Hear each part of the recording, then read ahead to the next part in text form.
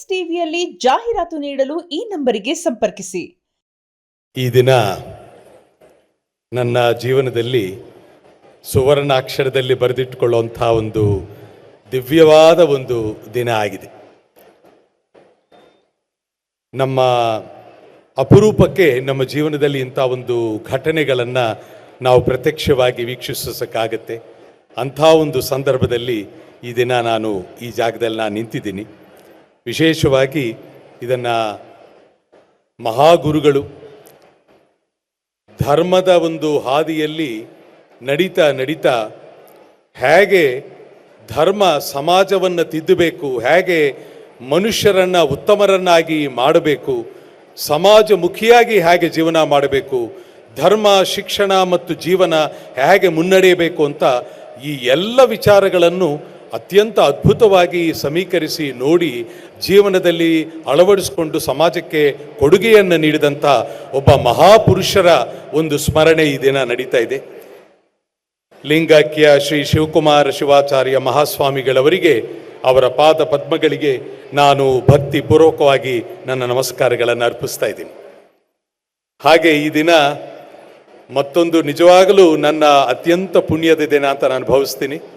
ಕಾರಣ ಇಷ್ಟೇ, ಯಾರನ್ನ ನಾನು ನೋಡಿ ಅವರ ರಚನೆಗಳನ್ನು, ಅವರ ಲೇಖನಗಳನ್ನು ಓದಿ ಅತ್ಯಂತ ಪ್ರಭಾವಿತನಾಗಿ ಅತ್ಯಂತ ಆನಂದವನ್ನು ಅನುಭವಿಸಿದ್ದೇನೋ, ಯಾರ ವಿಚಾರಗಳನ್ನು ಕೇಳಿ ಇಂಥ ಮಹೋನ್ನತವಾದಂಥ ಒಂದು ವ್ಯಕ್ತಿತ್ವದ ಸ್ವಾಮಿಗಳು ನಮ್ಮ ನಡುವೆ ಇದ್ದಾರೆ ಅಂತ ನಾನು ಆನಂದ ಪಟ್ಟಿದ್ದೇನೋ, ಅಂಥ ಮಹೋನ್ನತವಾದಂಥ ಗುರುಗಳನ್ನು, ಜಗದ್ಗುರುಗಳನ್ನು ನೇರವಾಗಿ ಪ್ರತ್ಯಕ್ಷವಾಗಿ ದರ್ಶನ ಮಾಡಿಕೊಂಡು ಅವರ ಆಶೀರ್ವಾದ ಪಡೆಯುವಂಥ ಒಂದು ಅವಕಾಶ ನನಗೆ ಲಭಿಸಿದ್ದು ನಿಜವಾಗಲೂ ನನ್ನ ಸುಕೃತ ಅಂತ ನಾನು ಭಾವಿಸ್ತೀನಿ. ನಿಜವಾಗಲೂ ನಾವೆಲ್ಲರೂ ಪ್ರತಿಯೊಬ್ಬರೂ ಕೂಡ ಹೃದಯ ತುಂಬಿ ಈ ಮಾತನ್ನು ಅನುಭವಿಸಬಹುದು. ಔಪಚಾರಿಕವಾಗಿ ಹೇಳುವಂಥ ಮಾತುಗಳೆಲ್ಲ, ಹೃದಯ ತುಂಬಿ ಆ ವೈಬ್ರೇಷನ್ನ ಅನುಭವಿಸ್ತಾ ಹೇಳುವಂಥ ಮಾತು ಡಾಕ್ಟರ್ ಶಿವಕುಮಾರ ಶಿವಾಚಾರ್ಯ ಸ್ವಾಮಿಗಳು. ಅವರಂಥ ಒಂದು ಮಹೋನ್ನತವಾದಂಥ ಒಂದು ವ್ಯಕ್ತಿತ್ವ, ಅವರ ಜ್ಞಾನ, ಅವರ ಪಾಂಡಿತ್ಯ, ಅವರ ಒಳಗಿರುವಂತಹ ಒಂದು ಅದ್ಭುತವಾದ ಸಾಮಾಜಿಕ ಚಿಂತನೆ ಇವೆಲ್ಲ ನನ್ನನ್ನು ಬೆರಗುಗೊಳಿಸಿದೆ. ಅವರ ಬಿಸಿಲು ಬೆಳೆದಂಗಳು ಒಂದು ಲೇಖನ ಮಾಲೆ ವಿಜಯ ಕರ್ನಾಟಕ ಒಂದು ಪತ್ರಿಕೆಯಲ್ಲಿ ದಿನಪತ್ರಿಕೆಯಲ್ಲಿ ರೆಗ್ಯುಲರ್ ಆಗಿ ನಾನು ಅದನ್ನು ಓದ್ತಾ ಇದ್ದೆ. ಓದ್ದಾಗಲೆಲ್ಲ ಪ್ರತಿಯೊಂದು ಒಂದು ರಚನೆಯಲ್ಲೂ, ಒಂದು ಲೇಖನದಲ್ಲೂ ಎಂಥ ಅದ್ಭುತವಾದ ಒಂದು ಥಾಟ್ ಪ್ರೋಸೆಸ್ ಅಂತ, ಒಂದು ಚಿಂತನಾ ಕ್ರಮ. ಅದರಲ್ಲಿ ನನಗೆ ತುಂಬ ಇಷ್ಟವಾಗಿದ್ದೇನೆಂತಂದರೆ, ಸ್ವಾಮಿಗಳು ಕೇವಲ ಒಂದು ಚೌಕಟ್ಟಿನಲ್ಲಿ ಇಲ್ಲದೆ ಒಂದು ವಿಶ್ವವನ್ನು ಸಮಗ್ರವಾಗಿ ನೋಡುವಂತಹ ಒಂದು ಎತ್ತರದಲ್ಲಿರೋದು. ಅದನ್ನು ವಿಹಂಗಮ ನೋಟ ಅನ್ಬೋದು ಅಥವಾ ದಾರ್ಶನಿಕ ದರ್ಶನ ಅನ್ಬೋದು. ಆ ದಾರ್ಶನಿಕತ್ವವನ್ನು ನಾನು ಗುರುಗಳಲ್ಲಿ ನಾನು ನೋಡಿದ್ದೀನಿ. ಅಂಥ ಒಂದು ವ್ಯಕ್ತಿತ್ವ ನಿಜವಾಗಲೂ ಅತ್ಯಂತ ವಿರಳ. ಸಮಾಜದಲ್ಲಿ ಎಷ್ಟೋ ಮಂದಿ ನಮ್ಮ ಗುರುಗಳನ್ನು ನಾವು ನೋಡ್ತಾ ಇರ್ತೀವಿ, ಆದರೆ ಇಂಥ ಒಬ್ಬರು ಸದ್ಗುರುಗಳು, ಜಗದ್ಗುರುಗಳು ನಮ್ಮೆಲ್ಲರ ನಡುವೆ ಇರೋದು ನಮ್ಮೆಲ್ಲರ ಒಂದು ಸುಕೃತ. ಅದು ಭಾಳ ನನಗೆ ಸಂತೋಷ ಆಗಿದೆ ಅವ್ರ ದರ್ಶನ ಮಾಡಿಕೊಂಡು. ಇವತ್ತೊಂದು ಮಾತನ್ನು ಹೇಳಬೇಕು, ನಾನಿಲ್ಲಿ ಒಬ್ಬ ನಟನಾಗಿ ಅಥವಾ ನೃತ್ಯ ಕಲಾವಿದನಾಗಿ ಆ ರೀತಿಯಾಗಿ ನಾನು ಇಲ್ಲಿ ಬಂದಿಲ್ಲ.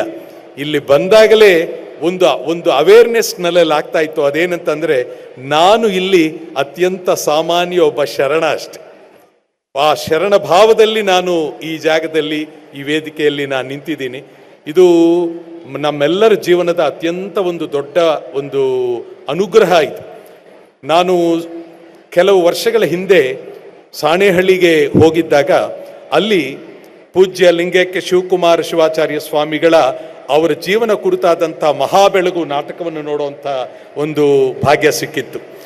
ಆಗ ಅವರ ಆ ನಾಟಕದಲ್ಲಿ ನೋಡ್ತಾನೆ ಅಲ್ಲಿ ಜೊತೆಗೆ ಪೂಜ್ಯ ಗುರುಗಳ ಆ ಪಾತ್ರಗಳು, ಅವರಲ್ಲಿ ಆ ಗುರು ವಾತ್ಸಲ್ಯ, ಅವರು ಹಿರಿಯ ನಮ್ಮ ಗುರುಗಳನ್ನು ಹೇಗೆ ಅವರು ಸ್ವೀಕಾರ ಮಾಡಿದ್ರು, ಅವರನ್ನ ಪೋಷಿಸಿದ್ರು, ಆ ವಾತ್ಸಲ್ಯವನ್ನು ತೋರಿದ್ರು, ಅವರು ಬೆಳೆದಿದ್ದ ರೀತಿ, ಇದೆಲ್ಲ ನಾನು ನೋಡಿ ನಿಜವಾಗ್ಲೂ ಹೃದಯ ತುಂಬಿ ಬಂದಿತ್ತು. ಅಂಥ ಒಂದು ಅದ್ಭುತವಾದ ಒಂದು ಅನುಭವ ನನಗೆ ಆ ನಾಟಕದಲ್ಲಿ ನಾನು ನೋಡಿದೆ. ಬಹಳ ಸೊಗಸಾದ ನಾಟಕ ಅದು, ಮಹಾಬೆಳಗು ನಾಟಕ. ಆಗಲೇ ಅದೆಲ್ಲ ನಡೀತಾನೆ ಗುರುಗಳ ಪರಿಚಯ ನನಗಾಗಿತ್ತು. ತರಳಬಾಳು ಸಂಸ್ಥಾನ ಇದು ಅತ್ಯಂತ ಉತ್ಕೃಷ್ಟ ಮಟ್ಟವಾದಂಥ ಒಂದು ಸಮಾಜ ಸೇವೆ ಮಾಡ್ತಾ ಇದೆ. ಧಾರ್ಮಿಕ, ಶೈಕ್ಷಣಿಕ, ಸಾಮಾಜಿಕ ಯಾವ ಆಯಾಮ ಇಲ್ಲ ಇಲ್ಲಿ. ಎಲ್ಲ ಆಯಾಮಗಳಲ್ಲೂ ಅದ್ಭುತವಾದಂಥ ಒಂದು ಆ ಪ್ರಜ್ಞೆ ಇದೆಯಲ್ಲ, ಅಂತಃ ಪ್ರಜ್ಞೆ ಅದು ಬಹಳ ದೊಡ್ಡದದು. ಆಗಲೇ ಹಿರಿಯರೊಬ್ಬರು ಹೇಳಿದ್ರು, ಆ ಮಾತು ಬಹಳ ಸತ್ಯ. ಅದೇನಂತಂದರೆ, ಒಂದು ಅದ್ಭುತವಾದ ಕ್ರಿಯೆ ಆಗಬೇಕಾದರೆ ಅದರಲ್ಲಿ ಬಹಳ ಮುಖ್ಯವಾಗಿರಬೇಕಾಗಿರೋದು 3 ಶಕ್ತಿ: ಇಚ್ಛಾಶಕ್ತಿ, ಕ್ರಿಯಾಶಕ್ತಿ, ಜ್ಞಾನಶಕ್ತಿ. ಈ 3 ಶಕ್ತಿಗಳು ಮನುಷ್ಯನಲ್ಲಿ ಇದ್ದಾಗ ನಾವು ನಮ್ಮ ಕಾರ್ಯವನ್ನು ಅತ್ಯಂತ ಸಮರ್ಪಕವಾಗಿ ಉಪಯುಕ್ತವಾಗಿ ಚೆನ್ನಾಗಿ ಮಾಡೋದಕ್ಕಾಗತ್ತೆ. ಆದರೆ ಅಂಥ ಒಂದು ಭಾವನೆಯಲ್ಲಿ ಬಹಳ ಮಹತ್ತರವಾದಂಥ ಇಚ್ಛಾಶಕ್ತಿ, ಜ್ಞಾನಶಕ್ತಿ, ಕ್ರಿಯಾಶಕ್ತಿಗಳನ್ನು ಪೂಜ್ಯ ಗುರುಗಳಲ್ಲಿ ನಾವು ನೋಡ್ಬೋದು. ಅದು ಸಾಮಾನ್ಯವಾದ ಇಚ್ಛಾಶಕ್ತಿ ಅಲ್ಲ, ಅದು ಬಹಳ ಬೃಹತ್ತಾಗಿರಬೇಕು, ಅದರಲ್ಲಿ ವಿಷನ್ ಇರಬೇಕು. ಅದನ್ನು ದಾರ್ಶನಿಕತೆ ಅಂತಾರೆ. ದಾರ್ಶನಿಕರಾಗಿ ಅಂದರೆ ಅಲ್ಲಿ ಬಹಳ ಮುಖ್ಯ ಏನಂತಂದರೆ, ಪ್ರತಿಯೊಬ್ಬರೂ ಪಾಂಡಿತ್ಯವನ್ನು ಪಡೆಯಬಹುದು, ತಿಳ್ಕೋಬೋದು. ಆದರೆ ಸತ್ಯವನ್ನು ನಿಜವಾಗಲೂ ಇರೋ ಹಾಗೆ ಗ್ರಹಿಸುವಂತಹ ಒಂದು ಪ್ರಜ್ಞೆ ಇದೆಯಲ್ಲ, ಅದು ದೊಡ್ಡ ಅಂತಹ ಪ್ರಜ್ಞೆ. ಅದು ಎಲ್ಲರಿಗೂ ಸಾಮಾನ್ಯವಾಗಿ ಸಿಗೋದಿಲ್ಲ. ನಾವು ಗ್ರಂಥಗಳ ಅಧ್ಯಯನದಿಂದ, ಶಾಸ್ತ್ರಗಳ ಅಧ್ಯಯನದಿಂದ ಪಾಂಡಿತ್ಯವನ್ನು ಪಡಿಬೋದು, ಒಬ್ಬ ಮಹಾ ವಿದ್ವಾಂಸ ಅಂತ ಕರೆಸ್ಕೋಬೋದು. ಆದರೆ ಸತ್ಯವನ್ನು ಹೇಗಿದೆ ಅಂತ ಅದನ್ನು ನಿಜವಾಗಲೂ ಅದರ ಒಳಗಿನ ತಿರುಳನ್ನು ಅರ್ಥ ಮಾಡ್ಕೋಬೇಕಾದ್ರೆ, ಅದರಲ್ಲಿರುವಂಥ ದೈವತ್ವವನ್ನು ತಿಳಿಬೇಕಾದರೆ, ಸತ್ಯ ಅಂತಂದರೆ ಅದೇ ಸತ್ಯ ಅಂತಂದ್ರೆ ಶುದ್ಧ ಚೈತನ್ಯ, ಅದು ದಿವ್ಯತೆಯ ದೈವತ್ವ. ಅದನ್ನು ನಿಜವಾಗಲೂ ಅರ್ಥ ಮಾಡ್ಕೋಬೇಕಾದ್ರೆ ಅದು ಅದ್ಭುತವಾದ ಮಾನಸಿಕ ನಿರ್ಮಲತೆ ಬೇಕು, ಅದರಲ್ಲಿ ಸಂಪೂರ್ಣ ತ್ಯಾಗ ಬೇಕು. ನಾನು ಅನ್ನೋ ಅಂಶ ಏನೂ ಇಲ್ಲದೇನೆ ಸಂಪೂರ್ಣವಾಗಿ ಶುದ್ಧ ಚೈತನ್ಯವನ್ನೇ ಅನುಭವಿಸುವಂಥ ಒಂದು ಶಕ್ತಿ ಒಳಗೆ ನಿಲ್ಲಬೇಕದು. ಅಂಥ ನಿರ್ಮಲತೆ ಇರುವವರಿಗೆ ಮಾತ್ರನೇ ಆ ಜ್ಞಾನ ಸಿದ್ಧಿ ಆಗುತ್ತೆ. ಅಂಥ ಒಂದು ಜ್ಞಾನ ಸಿದ್ಧಿಯನ್ನು ತರಳಬಾಳು ಸಂಸ್ಥಾನದ ಜಗದ್ಗುರುಗಳು ಅವರು ಪಡೆದಿದ್ದಾರೆ. ಅದು ದೊಡ್ಡ ಭಾಗ್ಯ. ಅದು ಅವರು ಈ ಕಾಲಘಟ್ಟದಲ್ಲಿ ನಾವು ಅವ್ರನ್ನೆಲ್ಲ ನೋಡೋಕ್ಕೆ ಒಂದು ಅವಕಾಶ ಸಿಕ್ಕಿದೆ ಅಂತ ತುಂಬ ತುಂಬ ಸಂತೋಷ ಆಗ್ತಾ ಇದೆ. ಮಕ್ಕಳಿಗೆ ಒಂದು ಮಾತನ್ನು ಹೇಳಬೇಕು ನಾನು. ಈ ದಿನದ ಕಾರ್ಯಕ್ರಮಗಳು ಅದ್ಭುತವಾಗಿ ನಡೀತು. ನಾನು ಒಬ್ಬ ಕಲಾವಿದನಾಗಿ ಮಕ್ಕಳ ನೃತ್ಯ, ಭರತನಾಟ್ಯ ಮಾಡಿದ್ದು ನೋಡಿ ಬಹಳ ಸಂತೋಷಪಟ್ಟೆ. ಬಹಳ ಅಚ್ಚುಕಟ್ಟಾಗಿ ಆಂಗಿಕ ಸಾತ್ವಿಕಗಳೆಲ್ಲನೂ ಬಹಳ ಒಳ್ಳೆ ಟ್ರೈನಿಂಗಲ್ಲಿ, ಸಾಮಾನ್ಯವಾಗಿ ಬೆಂಗಳೂರು, ಚೆನ್ನೈ ಥರ ಮಹಾನಗರಗಳಲ್ಲಿ ಮಾತ್ರನೇ ಉತ್ತಮವಾದಂಥ ಒಂದು ಶಿಕ್ಷಣ ಕಲೆಗಳಲ್ಲಿ ಗುರುಗಳು ಸಿಗೋದು ಸಾಧ್ಯ. ಆದರೆ ಇಂಥ ಜಾಗದಲ್ಲಿ ಕೂಡ ಇಲ್ಲಿ ನೃತ್ಯ ಶಿಕ್ಷಕರು ಎಷ್ಟೊಂದು ಒಂದು ಇಂಟ್ರೆಸ್ಟಿಂದ ಒಂದು ಒಳ್ಳೆ ಕ್ವಾಲಿಟಿನಲ್ಲಿ ಮಕ್ಕಳಿಗೆ ಪಾಠ ಮಾಡಿದ್ದಾರೆ. ಮಕ್ಕಳು ಕೂಡ ಭಾಳ ಚೆನ್ನಾಗಿ ನರ್ತನ ಮಾಡಿದ್ರು. ಅವರೆಲ್ಲರಿಗೂ ನಾನು ಹೃತ್ಪೂರ್ವಕವಾದಂಥ ಅಭಿನಂದನೆಗಳ ಮೊದಲು ಹೇಳ್ತೀನಿ. ಇನ್ನೊಂದು ಅದು ಹಾಗೆ ಫೋಕ್ ಡಾನ್ಸಸ್ ಮಾಡಿದ್ರು, ಜಾನಪದ ನೃತ್ಯಗಳು, ಸೋಲಿಗರ ನೃತ್ಯ ಏನು ಅದ್ಭುತವಾಗಿ ಮಾಡಿದ್ರು. ಎಂಥ ಎನರ್ಜಿ, ಎಂಥ ಕೋಆರ್ಡಿನೇಷನ್, ಮಕ್ಕಳೆಲ್ಲರೂ ಅದ್ಭುತವಾಗಿದ್ದರು.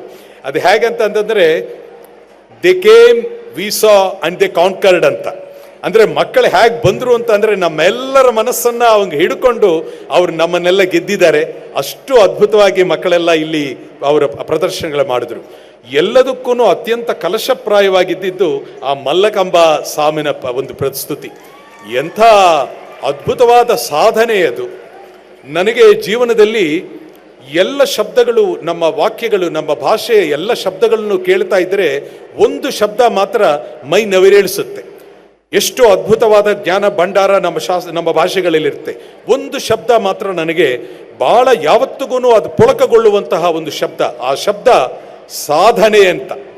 ಸಾಧನೆ ಅನ್ನೋ ಒಂದು ಶಬ್ದ ಇದೆಯಲ್ಲ, ಅದನ್ನು ಮನುಷ್ಯ ಅದನ್ನು ಅರ್ಥ ಮಾಡಿಕೊಂಡು ಅದನ್ನು ಹಿಡಿಯೋಕ್ಕಾಗ್ಬಿಟ್ರೆ ಆ ಮನುಷ್ಯ ದೇವರಾಗ್ಬಿಡ್ತಾನೆ. ಸಾಧನೆ ಅನ್ನೋದು ಯಾವ ಕ್ಷೇತ್ರ ಇರ್ಬೋದು, ಆ ಕ್ಷೇತ್ರದಲ್ಲಿ ಮನಸ್ಸನ್ನು ಕಡಿವಾಣ ಹಾಕ್ಕೊಂಡು ನಿಂತುಕೊಂಡು ಸಂಪೂರ್ಣವಾದಂಥ ಗುರಿಯ ಕಡೆಗೆ ಮನಸ್ಸನ್ನು ಇಟ್ಟು ಧ್ಯೇಯವನ್ನು ನೋಡ್ತಾ ವಿವೇಕದಿಂದ, ವಿಚಕ್ಷಣೆಯಿಂದ ಅದರ ಕಡೆಗೆ ಪರಿಶ್ರಮ ಮಾಡ್ತಾ ನಾವು ಹೆಜ್ಜೆಗಳು ಹಾಕ್ತಾ ಇದ್ದರೆ ಪ್ರತಿಯೊಬ್ಬ ವ್ಯಕ್ತಿ ಕೂಡ ಜೀವನದಲ್ಲಿ ದೊಡ್ಡದಾಗಿ ಸಾಧಿಸಬಹುದು. ಮನಃಶಾಸ್ತ್ರಜ್ಞರು ಒಂದು ಮಾತು ಹೇಳ್ತಾರೆ, every one is born to win ಅಂತ. ಅಂದರೆ ಜೀವನದಲ್ಲಿ, ಬ್ರತುಕಿನಲ್ಲಿ ಹುಟ್ಟಿದಂಥ, ಜಗತ್ತಿನಲ್ಲಿ ಹುಟ್ಟಿದಂಥ ಪ್ರತಿಯೊಂದು ಜೀವಿಯೂ ಕೂಡ, ಪ್ರತಿಯೊಂದು ಮಗುವೂ ಕೂಡ ಜೀವನದಲ್ಲಿ ಯಶಸ್ಸನ್ನು ಗಳಿಸುವಂತಹ ಒಂದು ಅಂತಃಶಕ್ತಿಯನ್ನು ಪಡೆದೇ ಹುಟ್ಟಿರ್ತಾರೆ. ಆದರೆ ಅದು ಏನತ್ತು ಲೋಪ ಆಗತ್ತೆ ಅಂತಂದರೆ ಅವರಲ್ಲಿ ಅದಕ್ಕೆ ಪರಿಶ್ರಮಕ್ಕೆ ಅದಕ್ಕೆ ತೊಡಗಲ್ಲ, ಸಾಧನೆಯನ್ನು ಮಾಡಲ್ಲ. ಬರ್ತಾ ಬರ್ತಾ ಡೈವರ್ಷನ್ ಆಫ್ ದಿ ಮೈಂಡಿಂದ ಅವರ ಶಕ್ತಿಯನ್ನು, ಅಂತಃಶಕ್ತಿಯನ್ನು ನಾವು ಕಳ್ಕೊತೀವಿ. ಅದಕ್ಕೆ ಭಾಳ ಮುಖ್ಯ, every one can win. And ವಿವೇಕಾನಂದರು ಹೇಳಿದೊಂದು ಮಾತನ್ನು ನಾವು ಜ್ಞಾಪಿಸ್ಕೋಬಹುದು, man is the maker of his destiny ಅಂತ. ನಮ್ಮ ಜೀವನವನ್ನ ಹೇಗೆ ರೂಪಿಸಬೇಕು ಅಂತ ಒಂದು ಶಕ್ತಿ ಅದು ನಮ್ಮ ಒಳಗೆ ಇದೆ. ಅದಕ್ಕೆ ಸರಿಯಾದ ಗುರುಗಳ ಮಾರ್ಗದರ್ಶನವನ್ನು ಪಡಿತಾ ಆ ಮಾರ್ಗದಲ್ಲಿ ನಡೀತಾ ನಾವು ಧೈರ್ಯದಿಂದ, ಧೃತಿಯಿಂದ, ನಿಶ್ಚಲತೆಯಿಂದ, ಚಂಚಲತೆ ಇಲ್ಲದೆ ನಾವು ಮುನ್ನಡೆದ್ರೆ ಅಂಥ man can make his life as he wants ಅಂತ. ನಾವು ಹಾಳು ಮಾಡಿಕೊಳ್ಳದೆ ಜೀವನವನ್ನು ಮಾಡಬೇಕು. ತುಂಬ ಅದೃಷ್ಟ ಏನಂತಂದರೆ ಇಲ್ಲಿರುವಂಥ ಮಕ್ಕಳು ಅತ್ಯಂತ ಉತ್ಕೃಷ್ಟ ಮಟ್ಟವಾದಂಥ ಒಂದು ಶೈಕ್ಷಣಿಕ ಸಂಸ್ಥೆಯಲ್ಲಿ, ಒಂದು ಅದ್ಭುತವಾದ ಜ್ಞಾನ ಸಂಸ್ಥೆಯಲ್ಲಿ ನೀವೆಲ್ಲರೂ ಓದ್ತಾ ಇದ್ದೀರಾ. ಇದೆಲ್ಲ ಇಂಥ ಭಾಗ್ಯ ಎಲ್ರಿಗೂ ಸಿಗೋದಿಲ್ಲ. ಇಡೀ ದೇಶದಲ್ಲಿ ಎಲ್ಲೆಲ್ಲೋ ದೊಡ್ಡ ದೊಡ್ಡ ಸ್ಕೂಲ್ಗಳು ಅಂತ ಲಕ್ಷಾಂತರ ರೂಪಾಯಿ ಖರ್ಚು ಮಾಡಿ ಅತ್ಯಂತ ಆಡಂಬರವಾದಂಥ ಶಾಲೆಗಳಲ್ಲಿ ವಿದ್ಯೆಯನ್ನು ಕಲಿತಾರೆ. ಆ ವಿದ್ಯೆಗಳೆಲ್ಲದೂ ಕೂಡ ಕೇವಲ ಮಾರ್ಕ್ಸ್ ಅಂತ ನಡೀತಾ ಇರುತ್ತೆ. ಆದರೆ ಮಾರ್ಕ್ಸ್ಗಿಂತ ಭಾಳ ಮುಖ್ಯವಾದದ್ದು ಮಾರ್ಕ್ಗಳು ತಗೊಳ್ಳೋದು, ಸರ್ಟಿಫಿಕೇಟ್ ಭಾಳ ಮುಖ್ಯನೇ. ಆದರೆ ಸರ್ಟಿಫಿಕೇಟ್ ನಮ್ಮ ವ್ಯಕ್ತಿತ್ವ ಅಲ್ಲ. ನಿಜವಾದ ಶಿಕ್ಷಣ ಅಂತಂದರೆ ವ್ಯಕ್ತಿತ್ವದ ಒಂದು ಸುಂದರವಾದ ವ್ಯಕ್ತಿತ್ವವನ್ನು ನಿರ್ಮಾಣ ಮಾಡೋದೇ ಶಿಕ್ಷಣ. ಅದು ಅಂಥ ಕೆಲಸವನ್ನು ತರಳಬಾಳು ಸಂಸ್ಥೆ ಮಾಡ್ತಾ ಇದೆ. ಇಲ್ಲಿ ಮಕ್ಕಳೆಲ್ಲ ನಿಜವಾಗ್ಲೂ ನೀವೆಲ್ಲ ಅದೃಷ್ಟವಂತರು. ನಿಮ್ಮಲ್ಲೆಲ್ಲ ನೋಡಿದ್ರೆ ನನಗೆ ತುಂಬ ನಾನಿಲ್ಲಿ ಇಂಥ ಶಾಲೆಯಲ್ಲಿ ಓದಲಿಲ್ವಲ್ಲ ಅಂತ ಒಂದು ಕ್ಷಣ ನನಗೆ ಅನಿಸ್ತು. ಅದೊಂದು ಭಾಗ್ಯ ಅದು ಈ ಥರ ಜಾಗದಲ್ಲಿ ಈಗಿರೋದು. ಈಗಲೂ ಕೂಡ ನಾನು ಒಬ್ಬ ವಿದ್ಯಾರ್ಥಿಯಾಗಿ ಇಲ್ಲಿ ನಿಂತಿದ್ದೀನಿ. ಮಕ್ಕಳನ್ನು ನೋಡ್ತಾ ನೋಡ್ತಾ ತುಂಬ ಸಂತೋಷ ಆಗಿದೆ. ಇದೊಂದು ಅತ್ಯಂತ ಪುಣ್ಯದ ವಿಚಾರ. ಇದು ನಮ್ಮ ಎಜುಕೇಷನ್ ಸಿಸ್ಟಮ್ನಲ್ಲಿ ಒಂದು ಎಲ್ಲ ಕಡೆ ನಮ್ಮ ಸಮಾಜದಲ್ಲಿ ಇವಾಗ ಒಂದು ಅರಿವಿಗೆ ಬರ್ತಾ ಇರೋವಂಥ ಒಂದು ವಿಚಾರ ಇದೆ. ವೈಸ್ ಚಾನ್ಸಲರ್ ಇದ್ದಾರೆ, ಹಿರಿಯ ಅಮ್ಮ ಕೂಡ ತುಂಬ ಚೆನ್ನಾಗಿ ಮಾತಾಡಿದ್ರು. ಒಂದು ಮಾತನ್ನು ಹೇಳಬೇಕು. ಪ್ರತಿಯೊಂದು ಶಾಲೆಯಲ್ಲೂ ಶಿಕ್ಷಣ ವಿಚಾರಗಳಲ್ಲಿ ಎಲ್ಲರೂ ಗಮನಿಸೋದು ಇಂಟೆಲಿಜೆಂಟ್ ಕೋಶೆಂಟ್ ಅಂತ. ಅರ್ಥ ಮಾಡ್ಕೋಬೋದು, ತುಂಬ ಜನಕ್ಕೆ ಅರ್ಥ ಆಗಲಿ ಅಂತ ಹೇಳಿ ಪ್ರಯತ್ನ ಮಾಡ್ತಾ ಇದ್ದೀನಿ. ಇಂಟೆಲಿಜೆಂಟ್ ಕೋಶೆಂಟ್ ಅನ್ನೋದು ಅಂದರೆ ಇನ್ಫಾರ್ಮೇಷನ್ ಕೊಡ್ತಾ ಮನುಷ್ಯನ ಒಂದು ಇಂಟೆಲಿಜೆನ್ಸ್ನ ಇನ್ಫಾರ್ಮೇಷನ್ನ ನಾವು ತುಂಬುವಂಥ ಕೆಲಸವನ್ನು ಶಿಕ್ಷಣ ಸಂಸ್ಥೆಗಳು ಬಹುತೇಕ ಮಾಡ್ತಾ ಇದೆ ಇಂದಿನ ಎಜುಕೇಷನ್ ಸಿಸ್ಟಮ್. ಆದರೆ ವಿಶ್ವದ ಎಲ್ಲ ಕಡೆ ಮಕ್ಕಳು ಹೇಗೆ ಜೀವನ ಮಾಡ್ತಾ ಇದ್ದಾರೆ ಅಂತ ಒಂದು ರಿಸರ್ಚ್ ಮಾಡಿದ್ರಲ್ಲಿ ಸ್ಟ್ಯಾಟಿಸ್ಟಿಕ್ಕಲ್ಲಿ ಗೊತ್ತಾಗಿದ್ದೇನಂತಂದರೆ ಅದಕ್ಕಿಂತ ಬಹಳ ಮುಖ್ಯವಾದದ್ದು, ಇಂಟೆಲಿಜೆಂಟ್ ಕೋಶೆಂಟ್ಗಿಂತ ಮುಖ್ಯವಾದದ್ದು ಇನ್ನೊಂದಿದೆ ಅಂತ ಇತ್ತೀಚಿನ ಅಂದರೆ ಈ ಕಳೆದ ಒಂದು 30 ವರ್ಷಗಳಲ್ಲಿ ಅದು ಕಂಡುಹಿಡಿದಿದ್ದಾರೆ. ಅದೇನಂತಂದರೆ ಎಮೋಷನಲ್ ಕೋಶೆಂಟ್ ಅಂತ. ಮನುಷ್ಯನ ಭಾವನಾ ಪ್ರಪಂಚ ವ್ಯಕ್ತಿತ್ವವನ್ನು ಇಂಟೆಲಿಜೆಂಟ್ ಕೋಶೆಂಟ್ಗಿಂತ ಎತ್ತರವಾದ ಸ್ಥಾನದಲ್ಲಿ ನಿಲ್ಲಿಸುತ್ತೆ. ಹಾಗಾಗಿರೋದ್ರಿಂದ ನಮ್ಮ ಭಾವನೆಗಳನ್ನು, ಅಂತರಂಗವನ್ನು ಶುದ್ಧಿಯಾಗಿಟ್ಕೋಬೇಕು. ನಮ್ಮ ಭಾವನೆಗಳೇ ನಮ್ಮ ವ್ಯಕ್ತಿತ್ವವನ್ನು ರೂಪಿಸೋದ್ರಿಂದ ನಮ್ಮ ಆಲೋಚನೆಗಳು, ಭಾವನೆಗಳನ್ನು ಚೆನ್ನಾಗಿಟ್ಕೋಬೇಕು. ಎಮೋಷನಲ್ ಕೋಶೆಂಟ್ ಅಂತ ಭಾಳ ಮುಖ್ಯ ಅಂತ ವೈಸ್ ಚಾನ್ಸಲರ್ ಭಾಳ ಒಳ್ಳೆ ಮಾತನ್ನು ಹೇಳಿದರು. ಹೇಗೆ ನಾನು ಬುದ್ಧಿವಂತನಾದರೆ ಸಾಲದು, ಎಲ್ಲರ ಜೊತೆ ಬೆರೆಯೋದನ್ನು ಕಲಿಬೇಕು, ಎಲ್ಲರ ಜೊತೆ ಹಂಚಿಕೊಳ್ಳೋದನ್ನು ಕಲಿಬೇಕು. ಅದನ್ನು ಕಲಿತಾಗಲೇ ವ್ಯಕ್ತಿ ನಿಜವಾಗ್ಲೂ ಒಳ್ಳೆ ವ್ಯಕ್ತಿತ್ವವನ್ನು ಪಡೆಯೋಕ್ಕೆ ಸಾಧ್ಯ. ಈ ಇಂಟೆಲಿಜೆಂಟ್ ಕೋಶೆಂಟ್ ಮತ್ತು ಎಮೋಷನಲ್ ಕೋಶೆಂಟ್ಗಿಂತ ದಾಟಿ ನಮ್ಮ ಋಷಿಗಳು, ನಮ್ಮ ದಾರ್ಶನಿಕರು, ನಮ್ಮ ಮಹಾಜ್ಞಾನಿಗಳು ಇನ್ನೊಂದು ಮಾತನ್ನು ಸಾವಿರಾರು ವರ್ಷಗಳ ಮುಂಚೆನೇ ಹೇಳಿದ್ದಾರೆ. ಬುದ್ಧಿಗಿಂತ, ನಮ್ಮ ಭಾವ ಪ್ರಪಂಚಗಿಂತ ಬಹಳ ಮುಖ್ಯವಾದದ್ದು ಅದು ಸ್ಪಿರಿಚುವಲ್ ಕೋಶೆಂಟ್ ಅಂತ. ಅದು ಧರ್ಮವನ್ನು ಅಂದರೆ ಒಳಗಿನ ನಮ್ಮ ಆತ್ಮವನ್ನು ನಾವು ತಿಳ್ಕೊಳ್ಳುವಂಥ ಒಂದು ಶಕ್ತಿ. ಅದು ನಮ್ಮ ಒಳಗೆ ಇದೆ ಸ್ಪಿರಿಚುವಲ್ ಕೋಶೆಂಟ್. ಆ ಸ್ಪಿರಿಚುವಲ್ ಕೋಶೆಂಟನ್ನು ಬೆಳೆಸ್ತಾ ನಾವು ಜೀವನವನ್ನು ನಡೆಸಿದ್ರೆ ಅದು ನಮ್ಮ ರಥವನ್ನು ನಡೆಸುವಂಥ ಸಾರಥಿ ಆಗಿರಬೇಕು. ನಮ್ಮ ಜೀವನದ ರಥವನ್ನು ನಾವು ನಡೆಸೋದು ಮನಸ್ಸಿನಿಂದ ಆಗಬಾರದು. ಅದು ದೈವವನ್ನು ನಾವು ಮನಸ್ಸಿನಲ್ಲಿ ಕೂಡಿಸ್ಕೊಂಡು ನಮ್ಮ ಜೀವನದ ರಥವನ್ನು ನಡೆಸಬೇಕು ಅಂತ. ಅದೇ ಭಗವದ್ಗೀತೆಯ ಕುರುಕ್ಷೇತ್ರದಲ್ಲಿ ಅರ್ಜುನ ಅಲ್ಲಿ ಸಾರಥಿಯಾಗಿ ಕೃಷ್ಣ ಇರುವಂಥ ಸಂದೇಶ. ಅಲ್ಲಿ ಅರ್ಜುನ, ನಾವೆಲ್ಲರೂ ಅರ್ಜುನರೇ, ಅಲ್ಲಿ ರಥವನ್ನು ನಡೆಸ್ತಾ ಇರೋದು ಕೃಷ್ಣ. ಆ ಕೃಷ್ಣ ಯಾರೂ ಅಲ್ಲ, ನಮ್ಮ ಮನಸ್ಸಿನ ಒಳಗೆ ಕೂತಿರುವಂತಹ ವಿಜ್ಞಾನ, ಮಹಾಜ್ಞಾನ, ಪ್ರಜ್ಞಾಶಕ್ತಿ. ಆ ಪ್ರಜ್ಞಾಶಕ್ತಿಯನ್ನು ಆ ಗುರುವಿನ ಸ್ಮರಣೆಯಲ್ಲಿ ನಾವು ಒಳಗೆ ಬೆಳೆಸ್ಕೋಬೇಕದು. ಆ ಒಳಗೆ ಬೆಳೆಸ್ಕೊಂಡಾಗ ರಥವನ್ನು ನಡೆಸೋ ವ್ಯಕ್ತಿ ಯಾವಾಗಲೂ ಅದನ್ನು ನಡೆಸ್ತಾ ಇರೋವನು ಒಳಗಡೆ ಅಂತ ಶುದ್ಧವಾದ ಅಂತಃಕರಣದಿಂದ, ಒಳ್ಳೆಯ ಜ್ಞಾನದಿಂದ ಯಾವಾಗ ನಡೆಸ್ತೀವೋ ಆವಾಗ ನಮ್ಮ ಜೀವನ ಯಾತ್ರೆ ಚೆನ್ನಾಗಿ ಆಗುತ್ತೆ. ಹಾಗಾಗಿ ಮಕ್ಕಳಲ್ಲೆಲ್ಲ ನಿಮ್ಮ ಸಾಧನೆಯನ್ನು ಅತ್ಯಂತ ನಿಷ್ಠೆಯಿಂದ ಮಾಡಿ. 25% ನಿಮ್ಮ ಇನ್ಸ್ಪಿರೇಷನ್, 75% ಪರ್ಸ್ಪಿರೇಷನ್ ಅಂತ ನಮ್ಮ ಹಿರಿಯರು ಹೇಳ್ತಾ ಇದ್ರು. ನಾವು ನೃತ್ಯವನ್ನು ಕಲಿಬೇಕಾದ್ರೆ ಸುಮಾರು ಪ್ರತಿದಿನ 6 ರಿಂದ 8 ಗಂಟೆ ನಾವು ಅಭ್ಯಾಸ ಮಾಡ್ತಾ ಇದ್ವಿ. ನಾನು ನನ್ನ ಧರ್ಮಪತ್ನಿ ನಾವು ಹೆಸರು ಮಾಡಿದ್ವಿ ಅಂತ ಸುಮ್ಮನೆ ಇರ್ತಾ ಇರಲಿಲ್ಲ. ನಾವು 6 ರಿಂದ 8 ಗಂಟೆ ದಿನಕ್ಕೆ 6 ರಿಂದ 8 ಗಂಟೆ ಡಾನ್ಸ್ ಮಾಡದೆ ದಿನಗಳೇ ಕಲಿತಾ ಇರಲಿಲ್ಲ. ಹಾಗೆ ಮಾಡಿ ಮಾಡಿ ಆ ಸಾಧನೆ ನಮ್ಮನ್ನು ಎಲ್ಲೋ ಕರ್ಕೊಂಡು ಹೋಯಿತು. ಸಾಧನೆ ಮಾಡ್ತಾ ಇರೋವಾಗ ಭಾಳ ಅದ್ಭುತವಾದ ವಿಚಾರ ಒಂದಾಗುತ್ತೆ. ಅದೇನಂತಂದರೆ, ಒಳಗಿನ ದಿವ್ಯ ಶಕ್ತಿ ನಿಮ್ಮಲ್ಲಿ ಒಂದು ಅದ್ಭುತವಾದ ಪ್ರಚೋದನೆಯನ್ನು ಮಾಡುತ್ತೆ. ಸಾಧನೆ ಮಾಡ್ತಾ ಇರುವಾಗ ಅದು ಒಂದು ಯೋಗ ಸ್ಥಿತಿ. ಅದು ಹೇಗೆ ಯೋಗ ಮಾಡ್ತಾ ಮಾಡ್ತಾ ನಮಗೆ ಧ್ಯಾನ ಮಾಡ್ತಾ ಇರುವಾಗ ಒಳಗಿನ ಶಕ್ತಿ, ಅಂತಃಶಕ್ತಿ ಅಂದರೆ ಪರಮಾತ್ಮನ ಜ್ಯೋತಿ ಹೇಗೆ ಬೆಳಗುತ್ತೋ ಹಾಗೆ ಸಾಧನೆ ಮಾಡೋಂಥ ನಿಮ್ಮ ಮನಸ್ಸಿನಲ್ಲಿ ಕೂಡ, ನಿಮ್ಮಲ್ಲಿ ಕೂಡ ಅಂಥ ಒಂದು ಶಕ್ತಿ ಜಾಗೃತವಾಗುತ್ತೆ. ಅದ್ಭುತವಾದನ್ನು ನೀವು ಮಾಡ್ಬೋದು. ಇಂಥ ಒಂದು ಕೆಲಸಕ್ಕೆ ಇನ್ನೇನು ಪ್ರೇರಣೆ ಬೇಕು? ಎಂಥ ಮಹಾತ್ಮರು! ಆ ಮಹಾತ್ಮರನ್ನು ನೋಡಿದ್ರೇ ಮೈಯೆಲ್ಲ ಪುಳಕ ಆಗುತ್ತೆ. ಅವ್ರು ಮಾಡಿದ ಕೆಲಸಗಳನ್ನ ಕೇಳ್ತಾ ಇದ್ರೇ ಎಷ್ಟು ರೋಮಾಂಚನವಾಗ್ತಾ ಇತ್ತು. ಅಂಥ ಲಿಂಗೈಕ್ಯ ಗುರುಗಳು ಅಂಥ ದೊಡ್ಡ ಕೆಲಸ ಮಾಡಿದ್ದಾರೆ.